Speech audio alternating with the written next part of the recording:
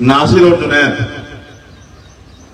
पीट पीट के मारा और फिर पुलिस को दिया तो पुलिस ने मना कर दिया कि मैं तो मरने के उसमें, फिर उनको हिसार के जंगल में ले जाके शायद उनको गाड़ी से सही चला दिया था, जिसमें 3 स्टेट में हमने आंदोलन करके मुख्यमंत्री को मजबूर किया कि जाओ जाकर गरीबों को सुनो। मैं बात आपको इसलिए बता रहा हूं कि आपके मन में 100 सवाल हो सकते हैं, मगर मैं आपको गवाही देकर कह सकता हूं कि सोहेल को अगर आपने ताकत दे दी तो कोई गुंडा आपकी तरफ आंख नहीं उठा पाएगा। मेरी बात को याद रखना। सोहेल मेरी तरह ही खूब मजबूती से आपका मजबूत हिमायती है, किसानों का, मजदूरों का, कमेरों का, गरीबों का, मजलूमों का। और मैं इस बात को महसूस करता हूं कि बहुत विकल्प है यहाँ सडोरे में। ऐसा नहीं है कि हम पे विकल्प नहीं थे, हम पे बहुत विकल्प थे, लेकिन हमें ठेकेदार नहीं बनाने, हमें लीडर तैयार करने जो लंबे समय तक आपकी सेवा करें। और आप जानते हैं सोहेल ने, भीमार्गी ने, कमल भाई ने, प्रदीप भाई ने जो काम किया है, तो दलित समाज के घर घर तक उन्होंने ये एहसास कराया, ये प्यार पैदा किया है कि वो सोहेल के साथ खड़े। मैं आपसे अपने इस परिवार से मदद मांगने के लिए आया, जिन लोगों ने बहुत उम्मीदों से मुझे यहां बुला ये प्रोग्राम रखा। आप कोई ऐसा मसला हो जहां आपको हमारी जरूरत पड़ेगी, अगर पसीने की जरूरत पड़ेगी तो खून देने का काम हम लोग करेंगे। हम लोग नेता नहीं, नेता होते तो इस बार जब सरकार बन रही थी तो मंत्री बनने के मौके पे दरवाजे पे घूम रहे थे लोग कि आओ सरकार बनाने के लिए लोगों की जरूरत, सेंट्रल मिनिस्टर बन जाओ। उनके मंत्रालयों को लात मारी, क्योंकि जमीन बेच के कोई काम नहीं करते हम लोग और जमीन से समझौता नहीं करते। अलग बात है सियासी हालात बहुत दूर के हैं, मैं उस पर चर्चा नहीं करना चाहता, बस इशारे में आपसे कह रहा हूं। एक जो आपके मन में बात होगी उस बात को भी आज स्पष्ट करते हुए कह रहा हूं। मैं जवाब नहीं देना चाहता था, राजनीति में जवाब वो देता है जो डरता है, मैं नहीं डरता हूं। जिंदगी एक है, मौत एक दिन आएगी, इसकी परवाह नहीं करता हूं। इस देश में बहुत कम ऐसे लोग होंगे जिन्होंने चुनाव से बाद बहुत सारी पार्टियों से अलायंस नहीं की। बहुत सारी ऐसी पार्टियां, चुनावी अलायंस एक अलग विषय है, लेकिन अपने इरादों से, अपने वसूलों से समझौता करना ये अलग विषय है। हम लोग मर तो सकते हैं लेकिन अपने वसूलों से समझौता नहीं कर सकते। राजनीतिक अलायंस इसलिए होते हैं कि एक दूसरे की ताकत बनके अपनी ताकत बनाए। सोचिए अगर आपकी ताकत नहीं होगा, चंद्रशेखर पार्लियामेंट में नहीं होता तो क्या करता बताओ? ये जो लोग आपके हमदर्द बनते, क्या इन्होंने चंद्रशेखर को पार्लियामेंट में रोकने के लिए भी चोटी का जोड़ नहीं लगाया? आपको यही करीब कह रहा हूं, बिजनौर को फोन करके देखो, आपको बताएंगे कि ये लोग जो आपके हमदर्द बन रहे हैं, इन लोगों ने भी चोटी का जोड़ लगाया कि चंद्रशेखर पार्लियामेंट में ना जाए। और आज ये लोग, इनको पीछे खड़ा होना पड़ता है जब किसी पे जुल्म होता है। कल एक बच्चे को पीट पीट के मारा नहीं मारा फरीदाबाद में आपने? चरखी दादरी में किसने उठाई सबसे पहले आवाज? आप ईमानदारी से चेक करके देखो, पूरा मीडिया उठा के पूछो किसने उठाई सबसे पहले आवाज। जब किसी गरीब पे जुल्म होता तो हमें दर्द होता और हम ये मानते हैं कि हमारे भाई पे तकलीफ हुई। और हमने कहा कि सरकार अगर बुलडोजर और ये पशुओं के नाम पर जो हत्या हो रही है अगर इनको नहीं रोक सकती तो उनको कुर्सी बैठने का अधिकार नहीं। लेकिन आप पे तो मौका आन पड़ा, आप इनको जो कुर्सी पे बैठते हैं हमारे लोगों को जुल्म करें, इनको उखाड़ रखो, ऐसा उखाड़ रखो कि अगले कई योजनाओं तक इनको खबर भी ना। ये तो आपके हाथ में, जनता के हाथ में है। क्या मिल रहा है इस देश में? आपको तो ये मॉडल समझ के जिस तरह इग्नोर किया। कितने स्कूल बने आपके क्षेत्रों में? आप बताओ। बंद हुए। कितने हॉस्पिटल बने आपके क्षेत्रों में? कितने उद्योग धंधे लगे आपके क्षेत्रों में? कितने रोजगार के साधन है? आप नहीं जानते हो क्या है आपके क्षेत्र में और क्या दिया है सरकारों ने आपको? जो थोड़ा बहुत आपका, अगर आप अपना भी काम करने जाओगे, वो गुग्गी लेके जाओगे ट्रैक्टर और अपनी खेत से मिट्टी निकालोगे तो आपके घर पर आके पुलिस खड़ी हो जाएगी। किस तरह से लोग गरीब अपना जीवन यापन कर रहे हैं ये, और जुल्म जाति कितनी हो रही है। रोज हिंसा, गरीबों को, दलितों को, पिछड़ों को, मुसलमानों को मारा जा रहा है। अब इसको रोकने के 2 उपाय, एक तो सहते रहो, एक इसका मुकाबला करो। 5 साल में जनता के हाथ में ताकत आती है कि अपने बीच के ताकतवर लोगों को आगे बढ़ा के भेजो, उनकी मदद करो। और ये काम अगर आप जिम्मेदारी से करते हो तो फिर आपको 5 साल पछताना नहीं पड़ता। मैं लगातार यही आपके बीच में रह के कोशिश करूंगा कि इस बार आजाद समाज पार्टी की इतनी हैसियत बने हरियाणा में कि सरकार की चाबी उनके हाथ में। फिर आप मुझे बताना कि कौन गुंडा आपके तरफ आंख उठा के देखता। मैं बहुत जिम्मेदारी से आपसे कह रहा हूं आप लक्ष्य बना के इस लड़ाई में हमारी मदद करो और हमें काम करने का मौका दो।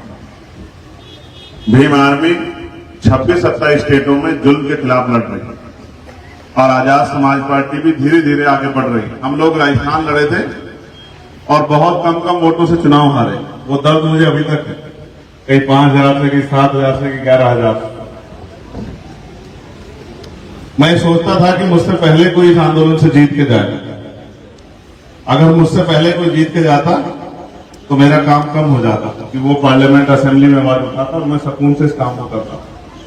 लेकिन मुझे भरोसा है कि सढौरा जो मेरा बिल्कुल घर है, मेरा परिवार है, और जहां से मेरा छोटा भाई सोहेल जो है आपके बीच में मैदान में आएगा, मुझे भरोसा है कि उसकी मेहनत और मेरी मेहनत को आप लोग इस बार जो है कामयाब करने का काम करोगे। और ये जो ताकत आपके पास दी है लोकतंत्र ने बदलाव की, इस बदलाव को आप स्वीकार करके अपने बीच के भाई को आगे बढ़ा के भेजोगे कि वो अगले 5 साल आपकी आवाज बन के आपके लिए खड़ा है। आप लोगों ने यहां मुझे सुना, मैं आपका शुक्रिया अदा करता हूं, क्योंकि कई सारे प्रोग्राम लगे हैं। ऐसा नहीं कि ये पहला और आखिरी प्रोग्राम है। अभी तो आपके बीच में बैठ के किस दिन आगे कोई अगर खाना खिलाएगा तो हम लोग को खाना भी खाएंगे। अभी तो बहुत सारी बातें बाकी हैं, बहुत सारे ऐसे इश्यू होंगे, बहुत सारे ऐसे विषय होंगे जिन पे आप मुझसे बात करना चाहता हूं। कुछ ऐसे होंगे जिसमें आप कोई सवाल आपके मन में होगा जिसको मुझे आपको जवाब देना है। कुछ ऐसे होंगे जो मेरे मन में मुझे पूछने, और कुछ ऐसी बातें होंगी जो मैं आपसे कहूंगा जिनको आपको मदद करानी है सोहेल को, क्योंकि सोहेल भी किसी धन्ना सेठ का बेटा नहीं। मैं तो अपने यहाँ जब चुनाव लड़ रहा था, मेरे साथी जानते हैं, तो मैं तो अपना निशान लेके जाता था केतली का। जब तक चुनाव अनाउंस नहीं हुआ तो लोगों से कहता हूं जो वोट देगा वो नोट भी दे, क्योंकि अगर किसी का सहारा लेके पैसे लेके से लड़ेंगे तो फिर आपके काम नहीं आ पाएंगे। आज अगर पार्लियामेंट में निष्पक्ष हैं और हर जुल्म के खिलाफ बोलने की हिम्मत रखते हैं तो इसलिए क्योंकि टिकाऊ है, बिकाऊ नहीं। मैं आपसे, आप ये बताओ, आप ये कहते हो कि भाई अगर किसी से गलती हो जाए तो उसको माफी का अधिकार मिलना चाहिए, नहीं मिलना चाहिए? बताओ भाई, हाथ उठा के अपने दिल से।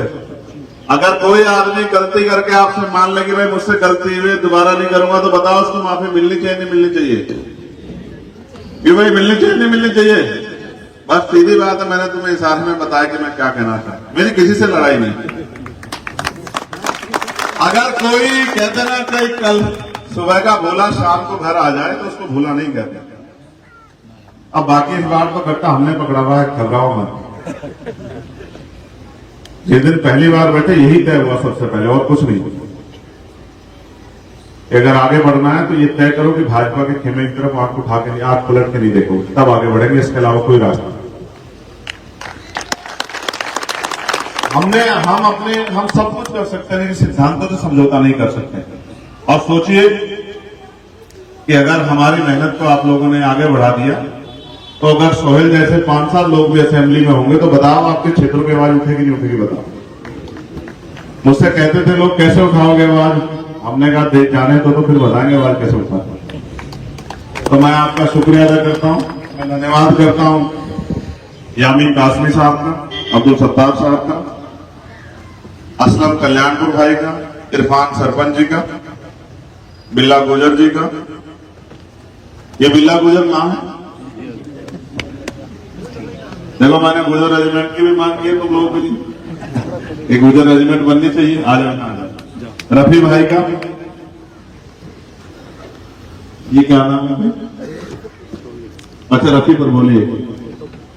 तो मैं आप सबका शुक्रिया अदा करता हूं।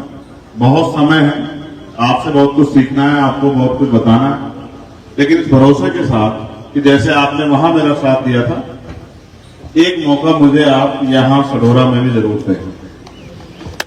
फिर मैं आपको दिखाऊंगा कि चंद्रशेखर आजाद क्या करता था। भाई, ये तो मुझसे भी कद में लंबा जरा आ रहा था, ये तो मुझसे भी कद में 4 इंच लंबा ही होगा। ये मुझसे भी 4 इंच लंबा ही है, लेकिन इसे आप देख के कह सकते हैं तब ये राजनीति में नहीं था जब भी आपके लिए खड़ा था। और आप जानते हो, इस देश में कमजोरों की आवाज बनने की कीमत चुकानी पड़ती नहीं पड़ती? जिन जेल मुकदमों सरकार डराती है उनसे तो हमने वो जेल मुकदमे तो इतने हैं हम पे कि गिनती करते करते जो है अधिकारी की कलम खत्म हो जाती है। मुकदमों से नहीं डरते, जेल से नहीं डरते, बस इस बात से डरते कब तक जुल्म सहते रहेंगे। ये हमें तय करना है हमारी आने वाली नस्लों क्या होगा। मैं आया था ना कासिम भाई, तो बच्चे मुझे वो दे रहे थे फूल। कहाँ है बच्चे? छोटे छोटे बच्चे थे और छोटी छोटी बच्चियां थी। अपने से ज्यादा इन नन्हे नन्हे फूलों की फिक्र है कि इनका क्या होगा, ये देश किस तरह बढ़ रहा है, किस तरह बढ़ रहा है देश। हमें आने वाली नस्लों को जवाब देना है कि जिस देश के लिए क्रांतिकारियों ने बलिदान दिए थे कि आज ये देश उसी तरफ बढ़ रहा है या किसी और दिशा में बढ़ रहा है। आज ये देश में सामाजिक धार्मिक आजादी है या नहीं है, आज ये देश में आर्थिक आजादी है नहीं, और सरकार का बुलडोजर जाति और धर्म देख के क्यों चलता है।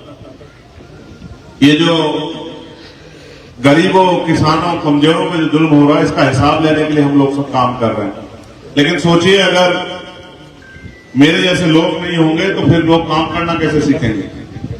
कुछ लोग तो हमें ही देख के सीखते हैं, हमारे बाद ही बोलते हैं। तो मैं आपका पुनः शुक्रिया अदा करता हूं और मैं आपसे सोहेल के लिए बताओ, इसकी सोहेल की मदद करोगे नहीं करोगे बताओ?